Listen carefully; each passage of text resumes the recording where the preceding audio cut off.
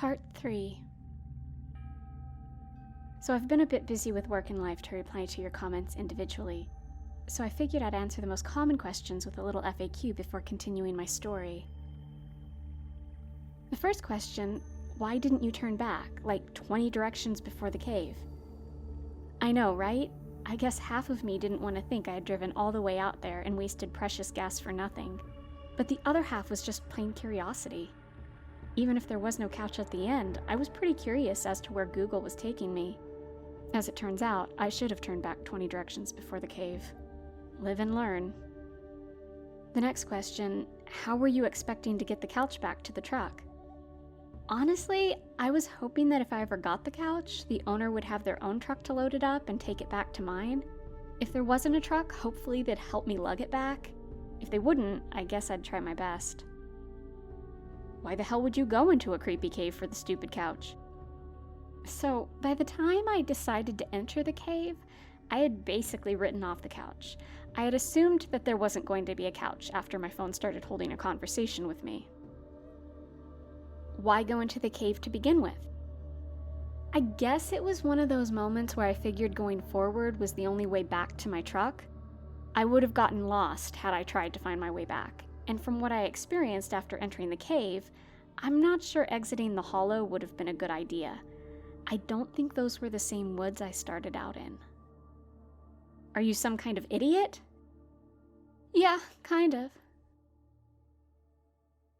So, let's continue. Seeing the light at the end of the tunnel had raised my spirits higher than they had been all day. I quickened my step, eagerly approaching the light, ready to get out of that damned cave. I was only a yard or two away from it when Google piped up suddenly. Close your eyes when you're in the light. I stopped dead. Suddenly the light seemed a little less friendly. Why? I asked, eyeing the light with hesitation. Close your eyes when you're in the light and do not open them. Are you always going to be this freaking cryptic? Google remained silent. I sighed, rolling my eyes. Of course my day couldn't be getting better. That would be silly. I peered out into the bright portal ahead of me. Try as I might, I couldn't see past the blinding brilliance of it. No trees, no landscapes, nothing. It was just a big shining wall of light. What could possibly be in there that I wasn't supposed to see? But after Google helped me pull myself out of that crack in the wall, I honestly wasn't going to be too stubborn about following its directions. So I clenched my eyes shut and stepped through the exit of the cave and into the light. As I passed into the light, the darkness that blotted out my vision turned a brilliant, hot white, and then, just as quickly, it faded into a dull, glowing pink as the light filtered through my eyelids. The oppressive chill of the cave was soon replaced by a cozy warmth. A gentle breeze blew through my hair, carrying with it the scent of flowers and moss. I was definitely outside. I was tempted to open my eyes, see what was around me. Google seemed to be reading my mind. Do not open your eyes. Okay, I mumbled, keeping them shut. What do I do now? Continue forward for 20 feet. You ever walk with your eyes closed, just to see how it would be to be blind? It's not easy. But at least when you're pretending, you can just open your eyes again before you stub your toe on a coffee table or run into a wall. But when you have to keep your eyes shut, it sucks. A lot. I proceeded forward as best I could, shuffling my feet and hoping I didn't catch a root and send myself sprawling face first into the dirt. I held my hands out ahead of me, waving them in wide arcs back and forth so I wouldn't break my nose on a tree or rock wall or any other thing that would spring up in front of me. But step after step, my path remained clear. Take a right and proceed for 50 feet. I did as I was told. As I walked along, eyes still clenched shut, I began to hear the twittering of birds and the dry rustling of leaves. To be honest, it was kind of a lovely walk in the woods, aside from the creepy warnings from my phone. I walked that way for a while, 10, maybe 20 minutes. Time is a little harder to gauge with your eyes closed. Every so often, Google would order me to turn, and I obeyed. So far, I hadn't eaten dirt or run into anything. My feet had gone from a hesitant shuffle to a slightly more confident gait. I kept my arms up, just in case. Still, my mood was lighter, my spirits higher, and then I heard it. Off in the distance, faint but clear, sobbing. I stopped in my tracks. "Oh God," I moaned. "What the hell is that?" Continue forward for 60 feet. Towards the crying? Google didn't respond. I could feel the hesitation begin to build up once more. But I didn't have much of a choice, so I gave my arms and legs a little shake to throw off my nerves and continued forward. As I walked, I could hear the sobbing grow louder and louder. I was most definitely moving towards it. Great. As I grew closer, I could tell it wasn't your average crying either. It wasn't the soft, gentle weeping of a quiet funeral. It was loud and pained. At times it ratcheted up to a full-on wail. These were the heaving sobs of pure, unadulterated grief. It was one of the most unnerving things I've ever heard in my life, and I was getting uncomfortably close. After a minute or so, when I felt I was nearly on top of the grieving stranger, the sobbing cut off, replaced by dead quiet. Let me tell you something. If creepy weeping in the woods is scary, it's infinitely scarier when it stops dead.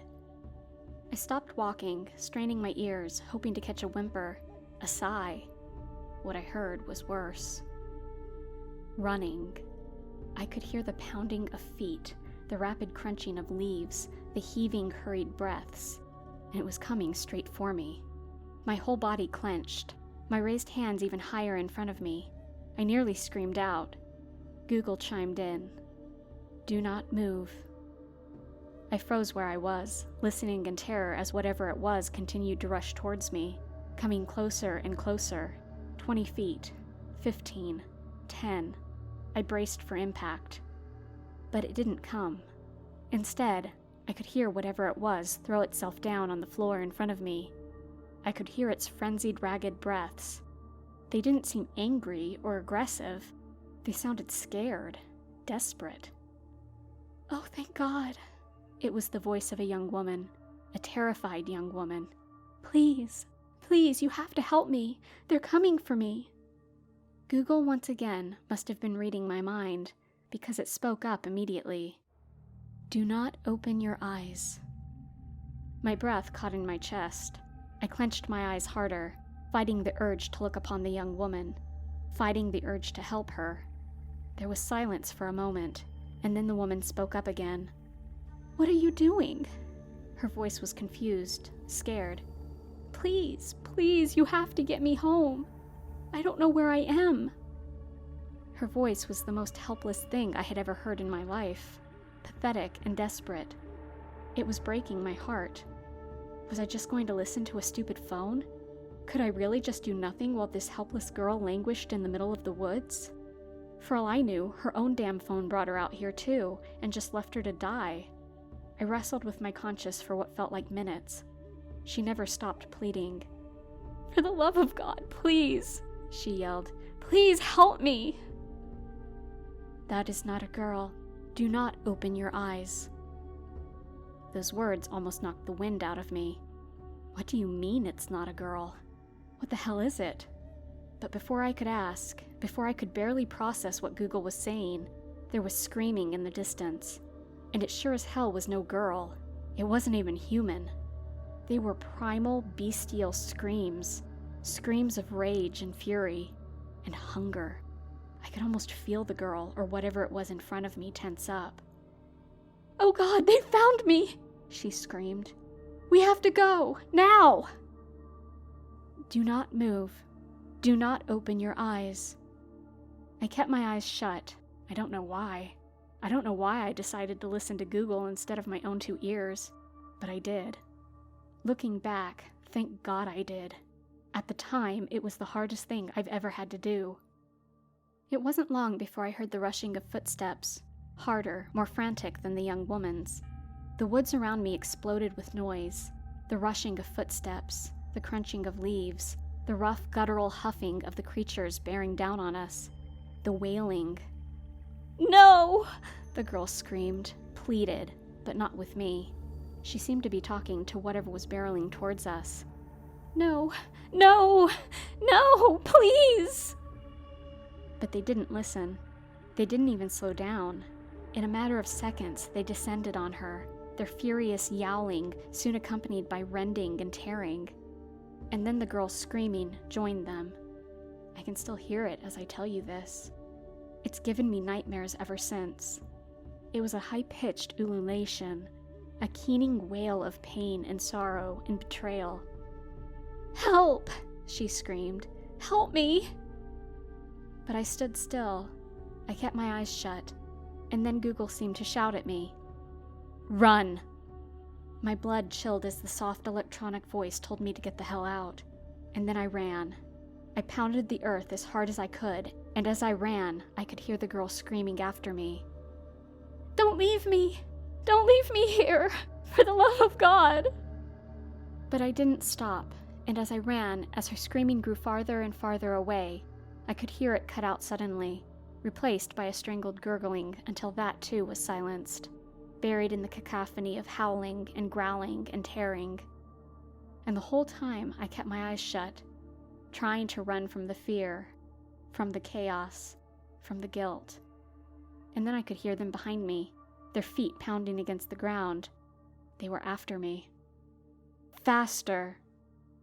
I kicked into second gear, tearing up the ground, heaving myself forward at full speed as the growls and inhuman screams grew closer and closer, and every so often, Google would shout directions. "In 5 seconds, turn right. Continue forward for 20 seconds. In 10 seconds, turn left." I did my best to follow the directions, trying to focus on counting off the seconds through my panic. And steadily, the frenzied yells of the monsters seemed to taper off, until they were far in the distance. My heart began to slow down. I was getting away. I barely had time to huff out a laugh when my foot caught a root, and I went sprawling forward, face first, into the dirt. My brain went into full-on panic mode. They were going to get me. They were going to rip me into shreds. My feet slid in the dirt, failing to gain traction. I had to get up. I had to move. And then I stopped. I held my head up, craned it left and right. The bestial cries had ceased. I could no longer hear the rushing of feet, the snapping of twigs. For a long moment, the only sound I could hear was my own shuddering breath. I felt my whole body relax. I had escaped. Thank God I had escaped. But I also knew that they could be back any second. I had to get up. I turned my head back around, pulled myself onto my knees, and reached down to the ground to push myself up. And my hand landed on a foot. It was clammy and cold, like a dead fish. My blood froze in my veins, and then I could hear whatever it was struggling to breathe. Its breath, heavy and wet and ragged. I could hear it bend over, its joints popping and cracking as it moved. And then it spoke, its fetid breath washing over me, nearly knocking me flat. "You left me to die," it croaked. I knew the voice immediately. It was different than before, the sound struggling past ripped and mangled vocal cords. But I knew it. The girl. It was the girl. "You let them tear me to shreds," she whispered angrily, fury slowly building in her voice. "You let them rip my heart out." I didn't even try to apologize.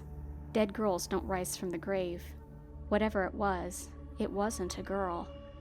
I didn't hesitate. I sprung forward, slamming past whatever it was, bowling it over and scrambling on hands and knees, trying to get up, trying to get the hell away.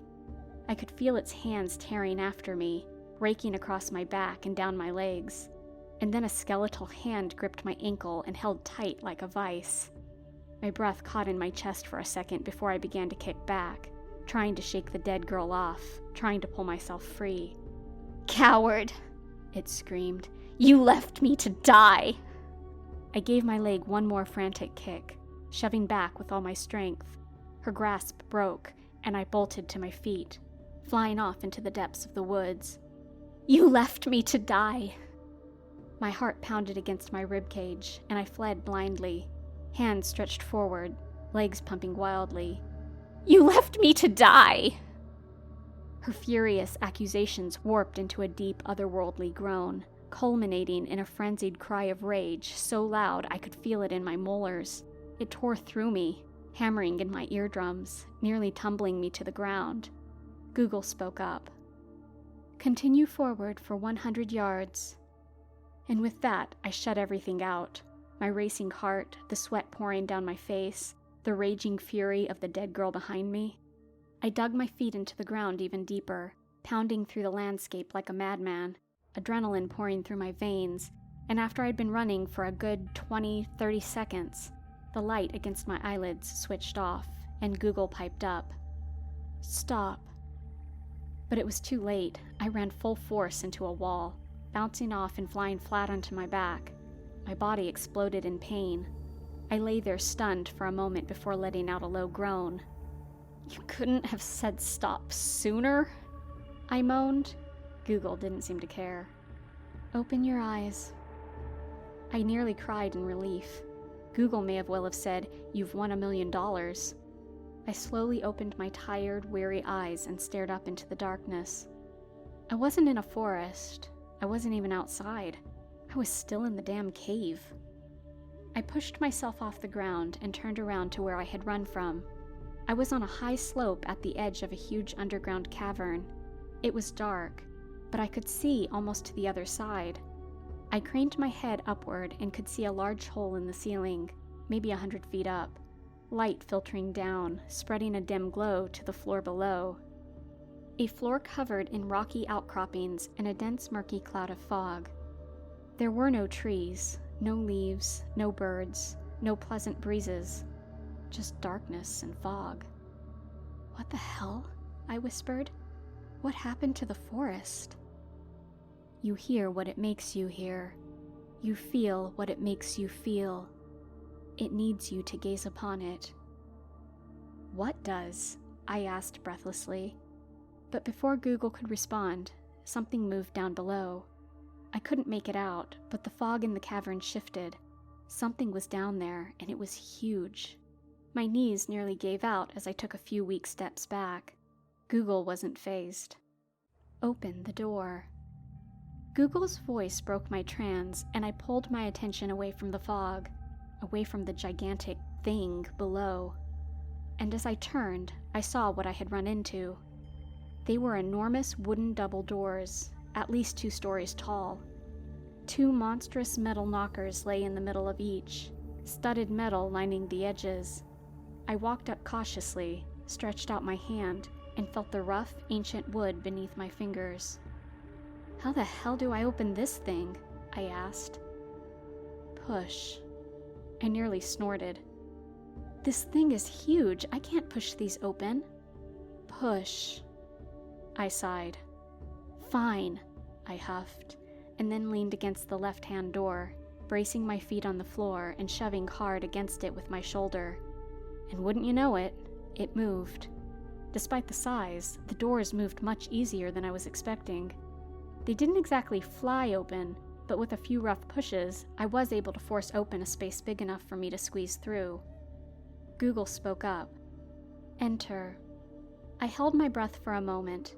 I wasn't sure I was ready for what was behind the door. I didn't know if my mind could take it. But then I looked back into the cavern behind me, into the roiling fog that held a living nightmare. And I realized I had to enter. So I squeezed my way through the crack in the door and gazed into the room before me. And what I saw made my jaw drop to the floor.